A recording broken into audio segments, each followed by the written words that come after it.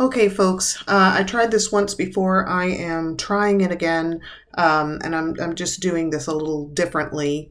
Whoops, I left something on the screen that I meant to take out. So let me see if I can back this up, because I want you to see what I originally had here. There we go. I'm trying to show you the difference between what some of you are writing and I am then responding back to you, that you need to develop your work. Let's see. Okay. All right. So when I'm commenting to you about the difference between what our culture very much wants right now, which is real quick responses. We want text messages. They're abrupt. They're quick. They don't say much. We don't even use full words sometimes, and definitely not full sentences. And emails that are brief and or emails that are bulleted, so that we can get the communication done quickly. That is necessary in our culture, in our job culture, in many circumstances. But we are in a college environment, and a college environment requires something different. And that is full development of our thoughts, full sentences, no bullets, with detail, with examples or illustrations, to support what you're saying. Okay. It's not sufficient enough to just kind of have a thought and just plunk that thought out there in one sentence. You have to back up what you're saying. You have to support what you're saying so that it leaves the reader with pretty much no questions. So for example, if I were submitting our Module 2 journal and I was responding to the question that asked about my learning style preferences, and it wanted to know what the preferences were, and it wanted to know how, it asked you to explain how these learning styles help you to learn more successfully. Okay? So that was the question. It was a two-part. So just list it out. What are your learning styles? What do you think you've figured out your learning styles are? And then you were supposed to explain how it is that those learning styles are valuable to more efficient learning. Okay, so the science behind it that comes from your book is very important, and many of you wrote that down. You talked about how the brain prefers certain ways of receiving information, and so when we know our learning styles, we know how to reconfigure information so that we are bringing it into our purview in a way that our brain really likes to receive it, and therefore we are helping our brains to learn the information more efficiently, more effectively. Okay, so my response as the student to that question, my preferred learning styles are kinesthetic and auditory verbal. Okay, I satisfied the first part. Just tell me what they are. The second part, these help my brain learn better and are part of the way I can be more successful in my school environment. Well, if I just say that, then as your professor, I'm saying, okay, they help your brain learn better and are part of the way you can be more successful, but exactly how?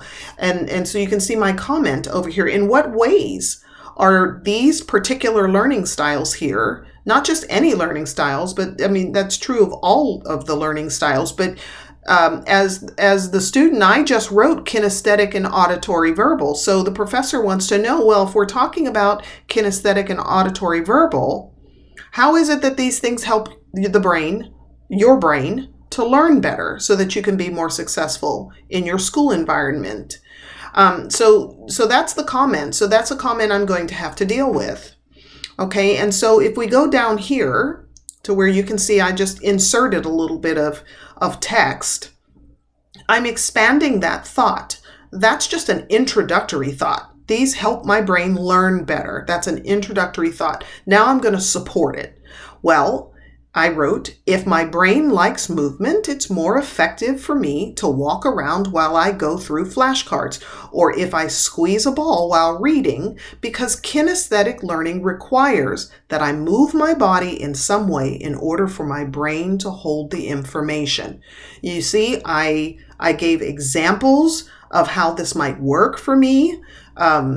Walking around while using flashcards, so I'm moving my body, or squeeze a ball while reading, because kinesthetic learning, and here I'm telling my professor, I know what this is. Kinesthetic learning requires that I move my body for my brain to pick up the information. Okay, so that's just a little bit of extra text with some examples, and I have not addressed the second part, which I said not only am I kinesthetic, but I'm auditory verbal. So here where you see these dots going on, this is where I would expand further to explain auditory verbal. I can read my textbook or my notes out loud, because that way I'm using my verbal skills, which my brain likes in order to learn. And I'm reading out loud, but also my ear is picking up what I'm saying, and that helps the auditory part, which is that I need to listen in order for my brain to learn. See, all that would go in here where that ... is. Okay, so then my professor knows that I know what both of these things are, kinesthetic and auditory verbal, and my professor knows that I know how to use these things, just as some examples. And then we go back, and there's the second part of it. That talks about inside the classroom. As the student, I was supposed to also talk about outside of school and how this might be helpful. So here I have outside of school. Knowing my learning styles is helpful because it changes how people work with me so that I'm more successful there too. Well, again, here is the comment that the professor comes back with. In what ways are these helpful so that your brain is learning more efficiently? So again, I just started out with an introductory statement here, but that's not enough. I have to support it with some detail. Well, what does this mean? What does this look like outside of school? So again, I just kind of added on. I have my little ... here is where I was starting my new sentence. Outside, in the greater world, these learning styles could help me at my job or any place where learning is important by allowing me to repeat back their instructions or use a fidget tool like the squeeze ball when they need me to learn something new.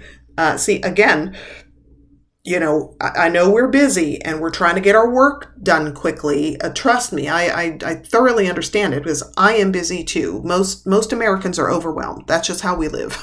So I know we're trying to conserve time, but in conserving time, what we don't want to do is we don't want to create a text message or an email response when we're pursuing an academic degree that requires us to know how to write. With supported, detailed, rigorous, profound thought. Okay. Again, that's the school environment. So we've got to find that balance, folks, between trying to get our work done, and also producing a product that looks like it is college level writing. Okay, which requires much more engagement, much more thought, much more of a delivery than we typically do in other areas. Okay, so I've given you a visual example here of what I'm looking for. I'm probably not going to talk about this again in announcements or otherwise, unless we are having a personal meeting or we're having a personal communication where you're asking me a question. At this point, I'm going to assume that I've said enough now over these beginning couple of weeks that you know what it is that I'm looking for. Okay?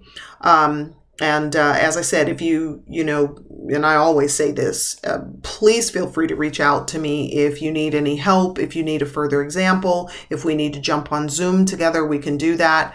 Any way that I can help you to kind of transition towards this kind of writing so that your grades are making you happy.